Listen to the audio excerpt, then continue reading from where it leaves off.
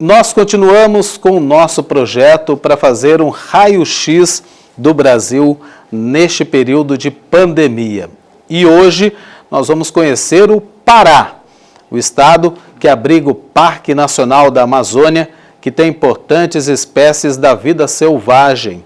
É um estado onde a igreja também é muito atuante. Esse é o nosso processo também aqui na TV Aparecida de evangelizar pela informação. E esse é o nosso propósito também na Central da Esperança. Então, primeiro, a gente vai apresentar os dados do estado do Pará, por isso a gente vem para cá.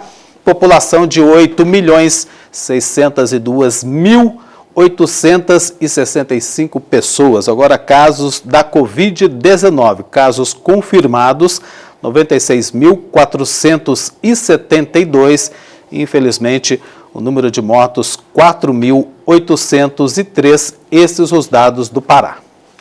E para a gente entender essa realidade, a gente conversa com o Rodrigo Leite, que é advogado e membro da coordenação da Comissão Justiça e Paz do Pará e Amapá. Rodrigo, boa tarde, seja bem-vindo à Central da Esperança. Qual a maior carência, a realidade do Pará que muita gente desconhece e é castigado principalmente, pela falta também dos direitos humanos? Conta pra gente. Boa tarde a todos os telespectadores, ao Eduardo, à Luara. É um prazer enorme estar aqui com vocês nesse momento. E assim, a realidade do Pará não é uma realidade diferenciada de muitas regiões do Brasil, se tem ainda no Pará um aumento muito grande ainda da criminalização dos movimentos sociais, da pobreza, da fome, da miséria, e principalmente em comunidades ribeirinhas. O nosso Pará a região é muito extensa e é banhado por vários rios, e muitas comunidades tradicionais. Então, é uma realidade não totalmente diferente de muitas no Brasil, A pobreza, ela ainda é uma realidade muito presente no estado do Pará, principalmente em comunidades que são banhadas pelos rios. Rodrigo, muito obrigado por sua participação aqui na Central da Esperança. E a gente vai aqui colocando os vários problemas que, infelizmente, o estado do Pará enfrenta. Agora, essa pandemia do coronavírus agravou ainda mais esses problemas, Rodrigo? Sim, sem dúvida. Até porque nessas comunidades que são um pouco distantes da capital, elas não têm a infraestrutura da saúde básica, Então, por conta dessa questão, quando uma pessoa é infectada, às vezes ela tem que se deslocar a vários quilômetros da sua região para chegar a uma cidade polo que tem pelo menos uma média infraestrutura para poder ser atendida. E por conta disso, muitas das vezes não se tem e a pessoa acaba indo a óbito, infelizmente. Pela própria questão da dificuldade também do transporte.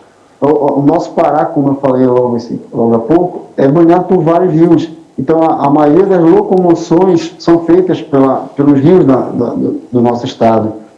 E para se chegar, por exemplo, vindo do Marajó, que é a maior ilha fluvial do mundo, para chegar na capital, às vezes as pessoas têm que vir em barcos chegando a 3 até 16 horas de viagem. Então, geralmente, essas pessoas, quando chegam muito debilitadas, já chegam totalmente em situações precárias e aí acaba se tendo um óbito. Infelizmente, há ainda uma falta de saneamento e uma falta de infraestrutura na saúde, principalmente no interior do Pará. Rodrigo, quando a gente fala em violação de direitos humanos no Pará, a gente também fala de uma realidade triste de abusos, de explorações. Como que vocês trabalham com isso diariamente? Porque é uma luta e é uma luta árdua, Com certeza. A Comissão Justiça e Paz da CNBB, ela é uma comissão que recebeu só no ano de 2018 349 denúncias de exploração sexual. No ano de 2019, esse dado praticamente subiu 20%. Então, assim, constantemente nós recebemos essas denúncias de violações de exploração sexual, principalmente nos interiores. Por que no interior? Porque no interior é onde se tem aquela flexibilidade, aquele anexo entre violação de direitos e também a questão das faltas de políticas públicas. E aí, juntando-se isso, percebe-se claramente que a pessoa, a criança, por exemplo, ou a mulher, se torna totalmente vulnerável a essa violência.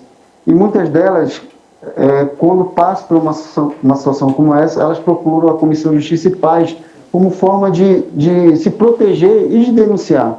Muitas delas também não têm confiança em denunciar, por exemplo, para órgãos públicos, se sentem com medo ou tem medo de ser revitimizada, né? Então, elas procuram a Comissão de Justiça e Paz para pedir, muitas das vezes, proteção e também pedir que haja uma punição para os seus agressores. Rodrigo, para a gente finalizar, falar agora da luta dos camponeses. Há anos, né, sofre com ações antidemocráticas e a realidade que já era bem complicada ficou ainda mais difícil com a pandemia aí no estado do Pará?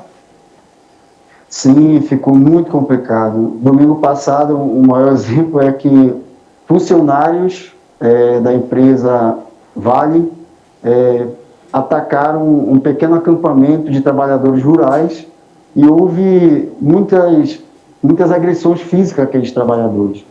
Então, parece que houve um aumento tão grande pelo desmatamento,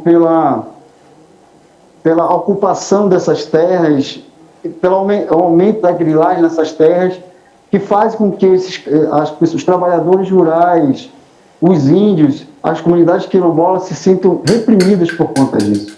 E aí isso tem causado muito transtornos e muita preocupação para os ativistas de direitos humanos e para aqueles que acreditam na justiça no Brasil, né? Ainda há muitas mortes no campo, ainda há muitas mortes de trabalhadores, de indígenas, de pessoas ativistas que defendem a terra.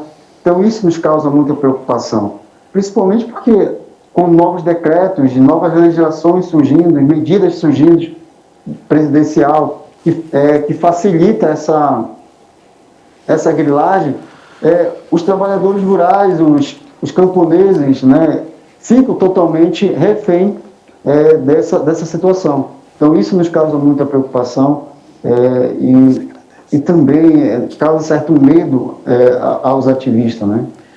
Rodrigo, muito obrigada por sua entrevista. A gente com certeza poderia conversar e muito ainda sobre essa realidade, mas que bom que a gente teve essa oportunidade e o Brasil inteiro agora conhece a situação aí do Pará e que tudo se agravou com a pandemia. Muito obrigada e uma boa tarde para você.